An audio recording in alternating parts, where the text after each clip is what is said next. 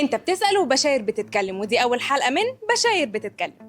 إيه المعلومة اللي لو العميل عرفها من أول مكالمة ممكن تأثر على قرار الشراء؟ المعلومة أكيد إنك هتستثمر مع بشاير سيوة، تحديداً أستاذ محمد جمال حمزة، وده معناه الأمانة والمصداقية.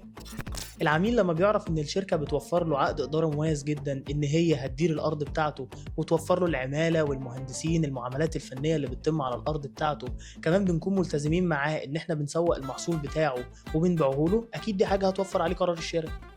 حاجة هتأثر على قرار الشراء طبعا انه يستلم قبل ميعاد. اكيد طبعا لما يعرف المواصفات اللي احنا بنستخدمها له في البنيه التحتيه بتاعته من شبكات طاقه شمسيه، شبكات ري، هيخليه ياخد القرار بتاعه اسرع. ان بشاير سوا معاك من الرمل حتى الطمر.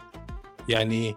يعني الشركه بتعمل لك جميع اعمال الاستصلاح والبنيه التحتيه، الشبكات والابار، وكمان بتسلمك الارض مزروعه، وبعد الزراعه بتعمل لك عقد الرعايه والاشراف، وبعد كده بتسوق لك المنتج بتاعك.